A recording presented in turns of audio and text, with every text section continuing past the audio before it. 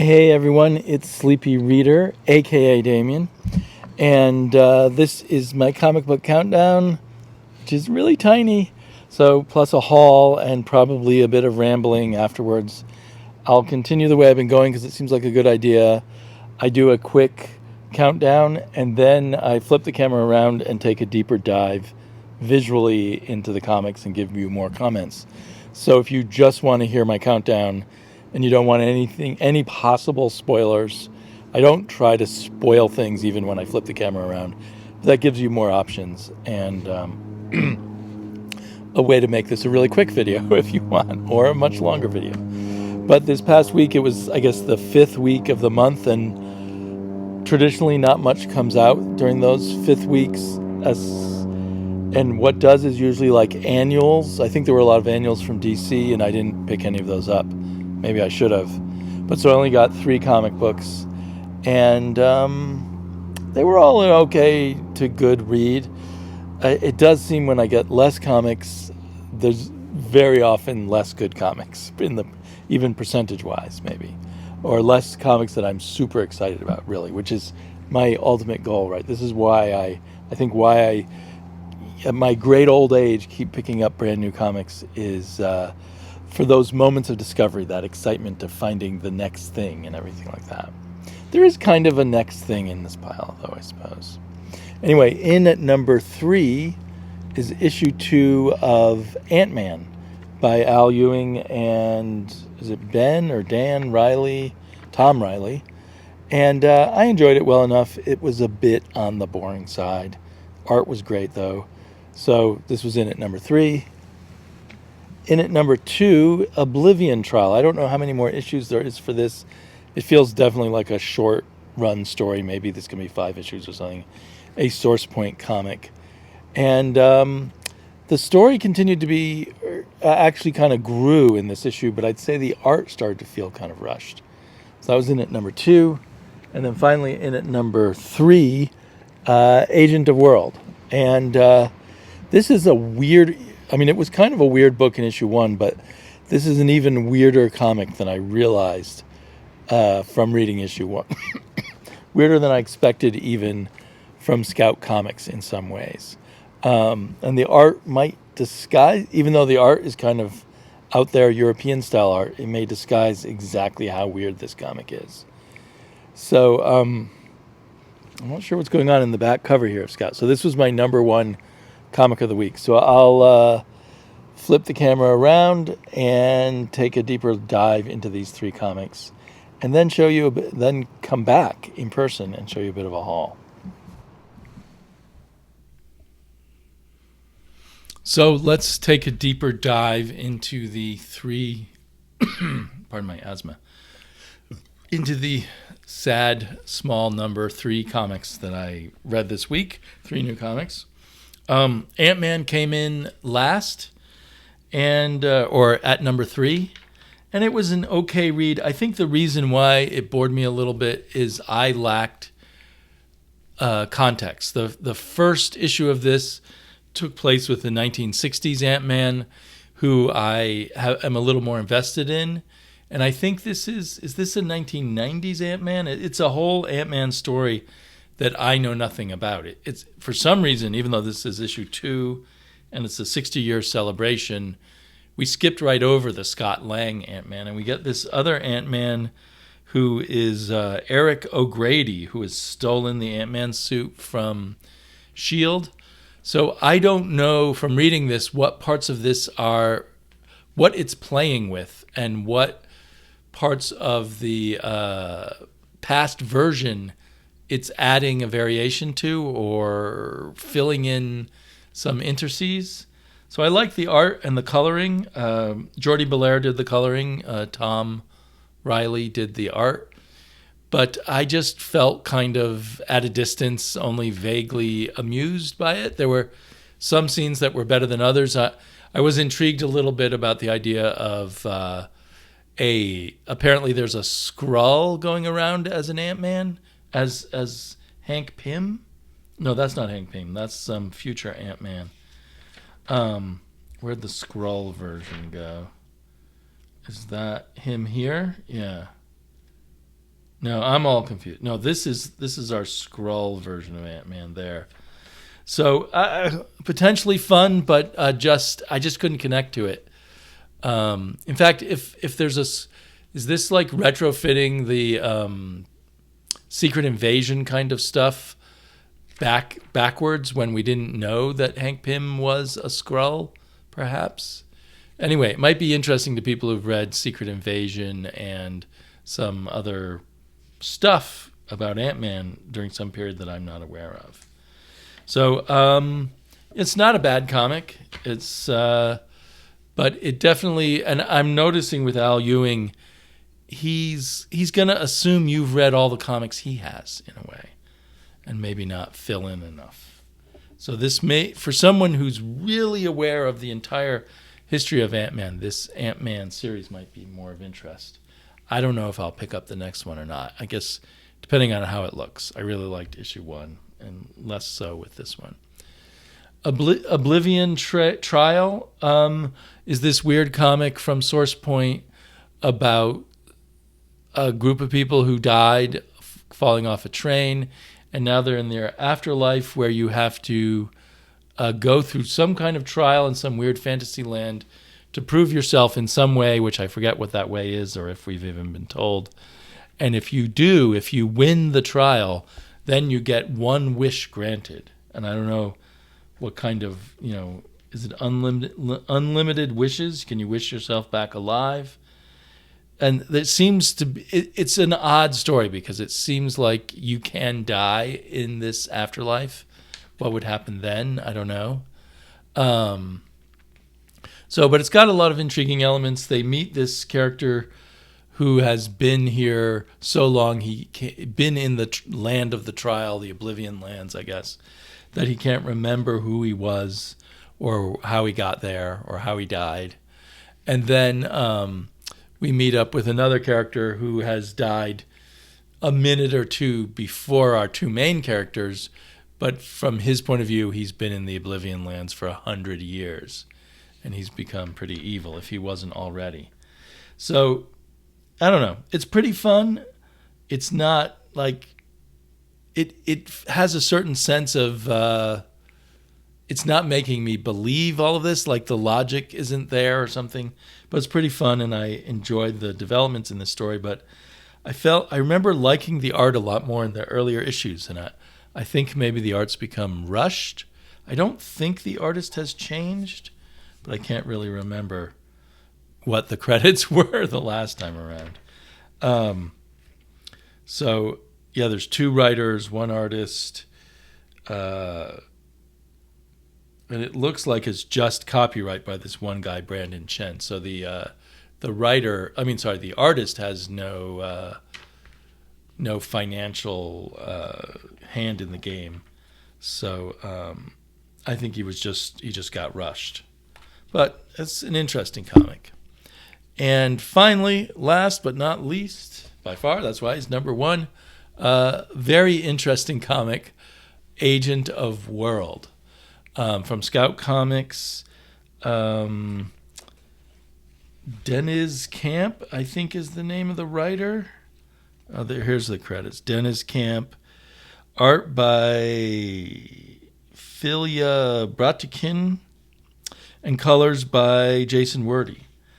I don't know about you, but to me, this is a confusing image.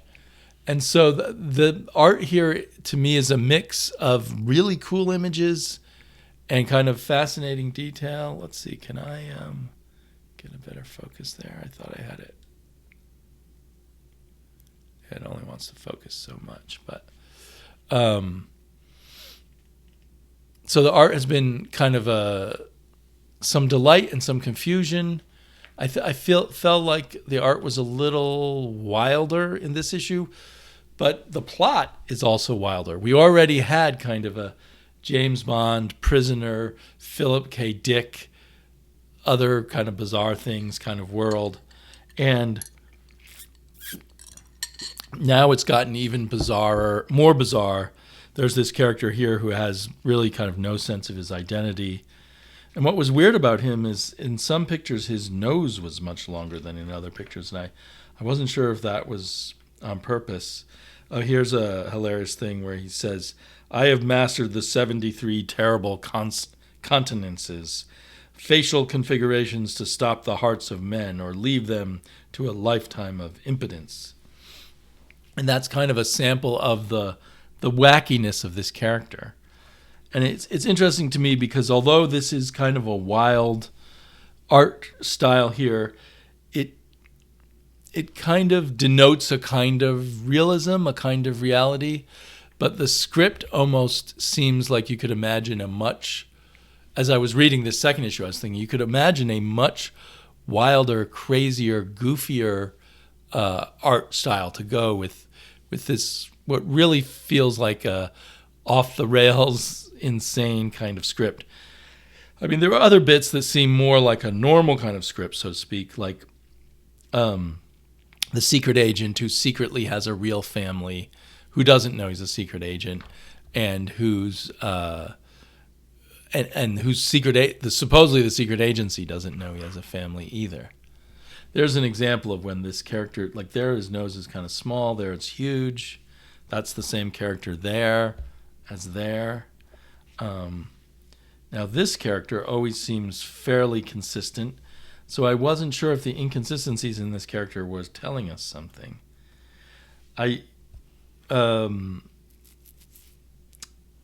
Jared Osborne was talking about taking a magnifying glass to Jeff Darrow artwork, and I can imagine wanting to take a magnifying glass to some of this artwork too.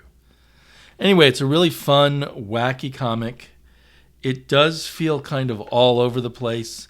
There's a little bit of me that's a bit of a conservative reader and wants more dots connected. This isn't horrible in the dot connecting kind of side of things, but at times I want a little more. Yeah, he's got a very small nose and then a huge nose. I don't know what's going on there. If it's just a weakness of the artist getting the noses right. This double page spread is wonderful. In fact, I'm really enjoying holding it close to the camera where I can see more of what's going on because it's so packed. You do kind of need a magnifying glass for it. A lot of different kind of birds.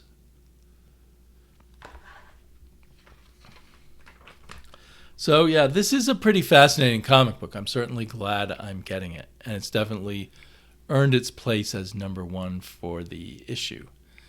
I don't know what's going on in some of the pictures. So like if Jeff Darrow does a fight scene, I know exactly what's just happened. But I'm not quite so sure with some of these scenes. But they're still kind of fascinating. And the script has just a lot of wacky energy to it. Yeah, so like what's going on in this picture, for instance. It looks really cool, but then I'm not sure. And it doesn't... A lot of what I think of good artists in a comic book guide your eye well through a panel and through a page, and that seems inconsistent. I mean, obviously, like this panel, very easy on the eye. This panel, do I focus there, there, there, there? I don't have a first focusing place. And maybe that's just me. Maybe that's my lack of skill as a reader. Or maybe it's the colorist, too. Maybe the colorist did not choose a point of focus always. And I've loved Jason Wordie's coloring on other comics, so I feel kind of bad having a few doubts as to whether he's made the best choices. This is very complex art, so I can imagine it's a complicated puzzle or a complicated set of choices for a colorist to make. So there you have it. 3 little comics this week, and I'll flip the camera around, and I've got a ton of books that I got in the mail this past week, and some that I picked up at a pretty quirky store. All right. So 2 nights ago, I jumped into a live hangout with Terrence, Comickkrakk. He was celebrating his 10th anniversary, And then eventually Gore Vidal jumped in, and Chris from Chaos and Comics. And once the four of us were on, I feel like we had a really cool conversation that we haven't had too many of on YouTube, or that I've been part of. I really liked it, and so I'll link to it down below. And yeah, big congratulations to Terrence for making it 10 years. It's just crazy to be on this long. When I came on, I only thought a few months ahead. I didn't think about when it would end, but I only thought, if I go this long, I'll do X, Y, and Z. And it's funny that you can even end up with enough to do after 10 years. But my daughter says that I am terribly materialistic. This is a new thing she's been saying to me as she develops her own opinions about the world, and gets very opinionated as a teenager. And in a way, she's right. I mean, when it comes to comic books and books, I am way overindulging. Nothing that I can't afford, and I'm pretty parsimonious, or pretty unmaterialistic in other areas, I believe. So I feel kind of guilty, but I also feel like this is what I want. But we're also getting to the point where we really did buy, from my point of view, too small of a house when we moved. We were in a 5-bedroom house, and now we're in a 3-bedroom. And even there's just less storage room in this house than there was. Even the basement is smaller, and the garage is smaller. And I'm really feeling the pain now. And I think maybe I'm going to have to move, at least temporarily, my comics into storage, which really bums me out, actually, because I like being able to thumb through them. And so, I've got this comic. I think I'll read that tonight, that kind of thing. Anyway, I keep getting more stuff. It's a little insane. And yet, it's so much fun. I just got in the mail the latest issue of Back Issue. Love that cover. I think this is a Classic Heroes issue, but I think it's focused mostly on the kinds of things that were in Gold Key, maybe some Charlton and stuff. There's some Zorro by Alex Toth. Flash Gordon comics. So maybe maybe the theme is these sort of classic heroes like Flash Gordon and Tarzan and such, and their different comic book interpretations. Let's see. But Brothers of the Spear. So I'm not sure the exact pattern here, but anyway, I'm really looking forward to reading it. My issue is kind of bent, and here's the piece of cardboard that they put in the envelope with the magazine to protect it. It doesn't do any good. The postman just works extra hard to bend it and stick it in my mail slot. And it only just occurred to me recently. I mean, I'm always blaming the postman. It's my fault for having a mail slot that's not wide enough. It's kind of one of those old ones that's built into the side of the wall of the house. I don't think I want to get a contractor to expand the hole and worry about what he might hit, the slot. So I think what I should do is just buy one of those big kind of mailboxes and put it right on top of the slot so that the mailman can't try to stuff anything in. Much better packaged and just set down in front of my door was a package from eBay with a copy of Heavy Metal #1.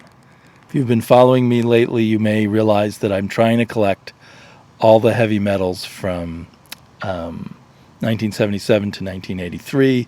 I thought that it was my guesstimate that might be kind of a sweet spot, and it also gave me an upper limit because since heavy metal's still going, if you decide to collect all the heavy metals, it gets really crazy. Is this a message from the wife? No. And I'm paying a decent amount for heavy metals anyway. They've gone up in price a bit, but they're not too bad, except issue 1, which I don't know if there's less copies of issue 1 or it's just because it's issue 1 of this Landmark, in the English language market anyway, Landmark magazine. So I bit the bullet and I spent a lot of money on eBay on this. And now I feel I can relax on all the rest of the issues and wait for good deals. I think I've got issue 3, but maybe not issue 2. And then I've got a lot of issues from each of those 6 years I'm trying to fill up. So I'm a little afraid to crack this open because I spent so much money on it, which that's a problem for me. I don't want to... I'm a collector, but I'm a collector who collects readable objects. And I don't like getting to the point where I'm like, I shouldn't... Okay, so I'm going to... Now that I've talked, I'm going to... Normally, if I had a copy of Heavy Metal here, I'd open it up and look inside, right? But because it was costing nearly 10 times as much as all the other issues of Heavy Metal, maybe 9 times as much, I decided my initial urge was to not open it up.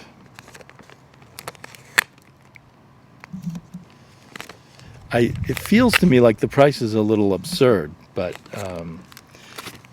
given that, like I say, it's roughly 9 to 10 times as expensive as all the other issues. Kind of an interesting cover statement. It's both sort of disturbing, sexy, violent, futuristic, unusual, surprising. And it kicked off with the also often disturbing, especially from a 1977 point of view, comic strip Den by Richard Corbin, which I think had only appeared in French in Metal Hurlant, or perhaps there was a self-published version that's earlier than this. I'm not sure. And then and of course there's not credits on all these things, so I forget who that is. I know that art looks very familiar. I'm absolutely sure I got this comic as a kid. Whether I found it used or bought it right off the rack, I don't know. But I remember the Den and the Arzark by Moebius. So for both of those artists, I think it was my first time encountering them. Or no, maybe I had encountered Corbin a few times in Creepy and Eerie. There's Van Bode, who I never liked as a kid. Who's this? McKeeve? I forget. Back cover by Juliet. I don't know if there's any Juliet inside this particular issue. So anyway, I'm glad I bit the bullet and got it over with. If I see it priced for half as much next week, I'll be a little upset. But that's the way it goes. Then from In Stock Trades, I got The Playboy. This is very small. Let's see, compared to a normal size comic book. I thought it was kind of a larger size paperback, maybe this big, but so I don't know if all the editions were really this small. But I remember this being my favorite of Chester Brown's work, so I thought I would own a copy and, of course, reread it and see what I think. So perhaps my thoughts on that will be coming up. I've been grabbing kind of at random Topi volumes that I come across from Magnetic Press. And this at first looks like some dirt, but it's actually like a faint Topi signature underneath the name Topi. Looks very cool. This may be my second or third volume, but I haven't read any of them yet. I think I've read some Topi at some point in Heavy Metal, but glancing at it, it looks more illustrative than storytelling, but we'll see what the overall effect is like when I read the whole thing.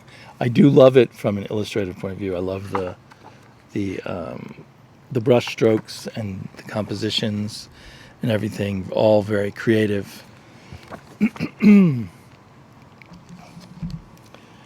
And I walked randomly into a comic book store here in Portland called Future Dreams, that we were all in the Portland comic book crew wondering, are they still in business or not?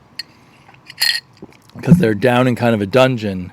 Maybe I'll put a clip. There's a badly filmed couple of clips that I have that I can stitch together, put at the end of this video. but it's basically down in a very dungeon-like basement beneath a warehouse now.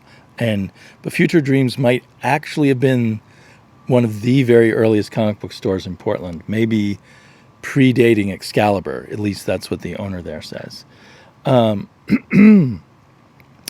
And it's almost a hypnotically chaotic bookstore. And I just found some books there which I paid full price for that I suspected weren't in print anymore, but I don't know.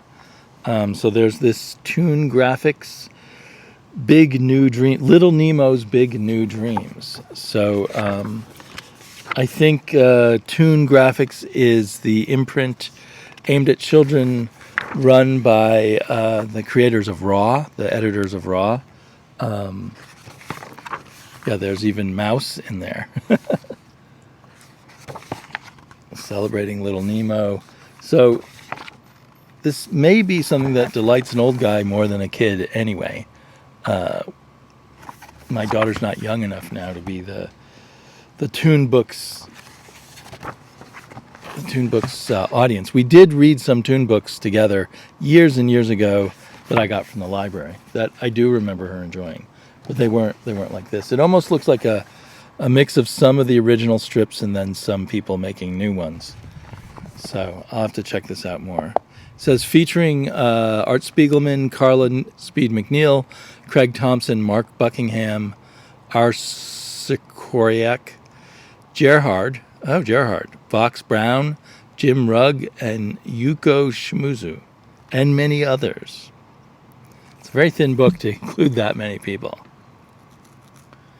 So, interesting. There's been a number of books where people do their own Little Nemos. Many of them super large-size books that I've never quite got myself to pull the trigger on. This one, like I said, I paid full price for it. It was $17.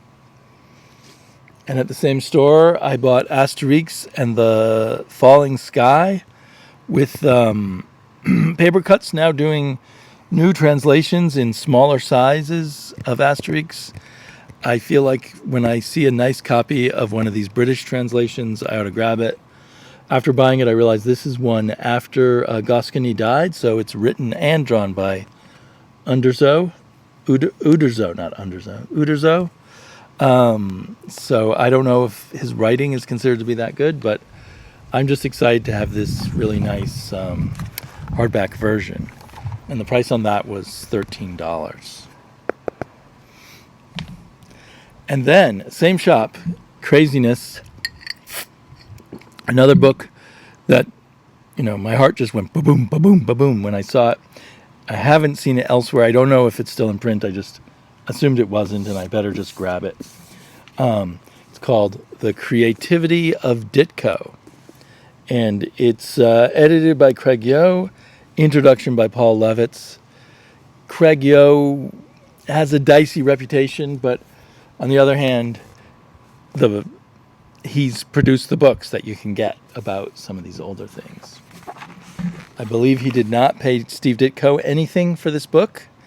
I guess what they reprinted was in the public domain, but still, it's a book that's selling off of Steve Ditko's name. Now, someone told me, was it on Twitter? I think on Twitter, that Craig Yo claims Ditko didn't want to be paid.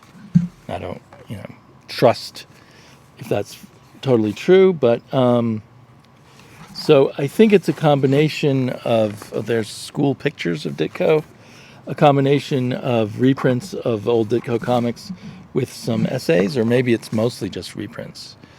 So we've got some black and white cover or original art reproductions of some covers, and then interiors done by Ditko.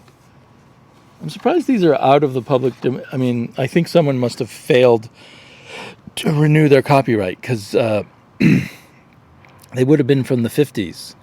So anyway, I don't know. I don't know enough about copyright, but it seems like mostly it's stuff from the 30s or earlier that's out of copyright these days in the U.S. But I guess you have to renew those copyrights every once in a while. It's a really nice book. It's a good hardback. The binding seems decent. Not the ultimate highest quality binding I'd like, but it seems decent. So let's see. After a bunch of these color reproductions, there's a little essay here, and then some. I'm not sure what these are. It says by Black Widow by Stanton. Are these collaborations between Eric Stanton and Steve Ditko? So maybe some more obscure work. When I read it, I guess I'll find out what it's really about. These look like some studio shots of Steve Ditko and someone else in the studio. Perhaps that's Stanton. Yeah, Eric Stanton, I guess. So I guess they shared a studio together for a while. So it's a bit of a hodgepodge in a way. Then at the back, Sputtering, Working with Steve Ditko by Jack C. Harris. And follow that is a sample of a book he did with Jack C. Harris where the pencils still exist. So we get to see Steve Ditko's pencils. I've read in various places that since Ditko did his own inking, he often did extremely loose pencils. And I don't know if these are less loose than the ones that he would have done for himself to ink that we'll never see because he inked them. Here's a cover sketch or cover rough, and then a cover.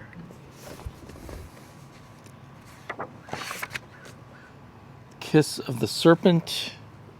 So I'll have to figure this all out, but I'm very excited. It's a very nice sized book. Again, in comparison to the size of a comic book, it's quite large.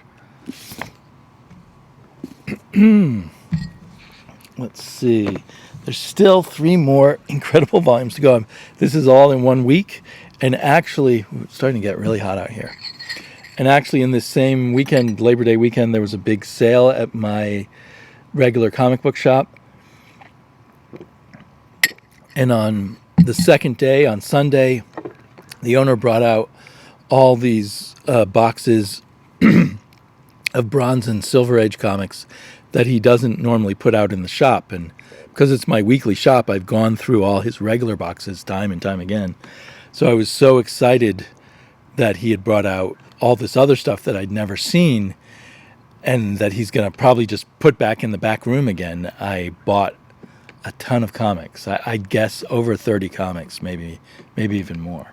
And they were all half price off the prices he'd put on them, which I presume these are boxes that he brings with him to cons and stuff.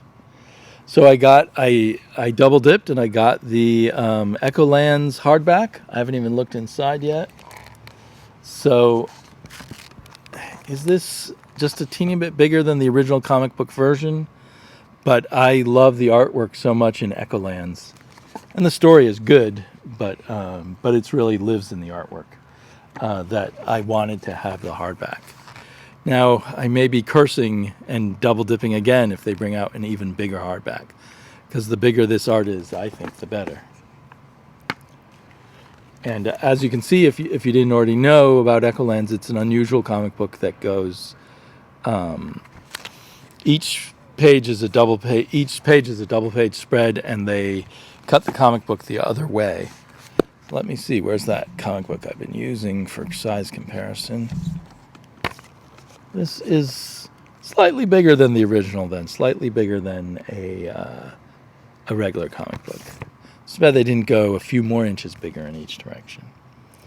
But it feels like a very high quality, very good binding, very nice hardback. And since it's not from Marvel and DC, they didn't price gouge. $40 list price. And this one I bought off the internet and got 40% off too. In the same order, I got Pulp the Process Edition. I thought Pulp was a brilliant comic book novella. And I'm amazed that they've put out, I guess it sold really well, that they put out such a complete edition with so much extra. There's the whole story. And then I guess we got pencils, alongside script, the blue line. Traditionally, artists drew in blue line because the camera that they used to make reproductions wouldn't see blue. It would only see the black line, so they could do the pencils in black line. I don't think that matters so much anymore. And I think that Sean Phillips works digitally, so he must have saved his initial sort of drawings. I guess they're all in layers, and then he would probably ink over. That's interesting. I wonder what's going on there. But it'd be fun to see how Brubaker does his scripts. Let's see what else there is after. Is it all just pencils and seems far? Oh, and then there's the inking process.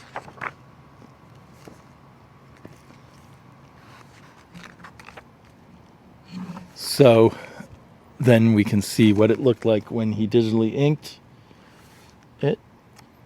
But we only get, I guess they didn't think the inking process was that interesting, so we just get one page of inks. Or, no, more than one page, I'm wrong. But 3 pages. And then colors. So I am quite interested in coloring from a reader's point of view. But I like to learn what the technical stuff is that they're doing. And if in any way we can hear their thoughts. Wait, then it says finished book. Wait a minute. So what was in the front?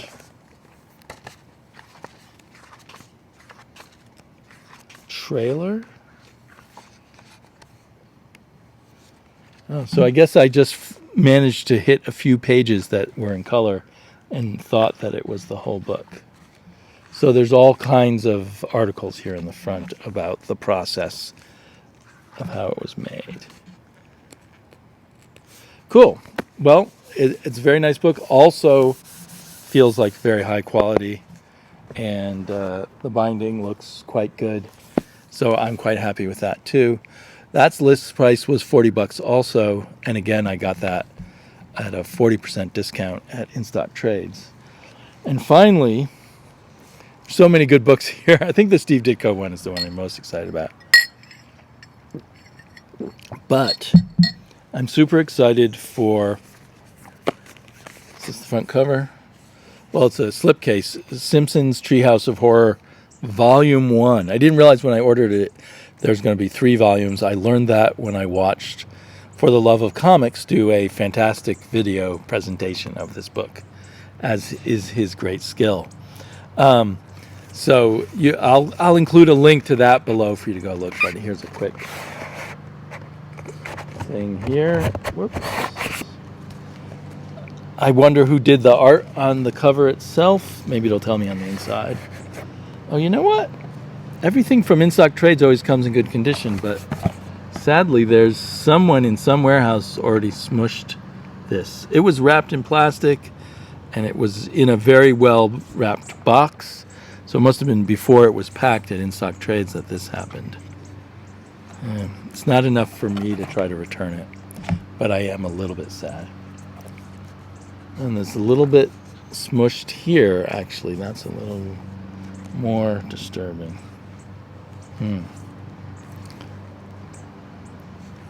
So this is a collection of everything from the Treehouse of Terror series plus other Halloween stories from other comic series. I've read a lot of Simpsons comics with my daughter, and a lot of them are extremely good. Many of them fantastic spoofs on other comics, like a lot of the ones where they make fun of superheroes. You know the writer really knows a lot about Marvel and DC superheroes who does it. So anyway, this looks fantastic, and I'm really excited to read it. I got, once again, way too much to read. Strangely, this week, I only had 3 new comics, I read almost no other comics this week. 1 or 2. I read, for some reason, digitally, I read Iron Man #1. I had the urge to do that. I poked around in some other comics, And I've been reading a science fiction novel called Planet Fall that was recommended by Celia. And I'm about almost halfway through that. But mostly I don't know, I did other things. So, oh man, this has that really freshly printed book smell. Another nicely done book. Am I at the level of being... How upset am I about a little smushing on my hardback there?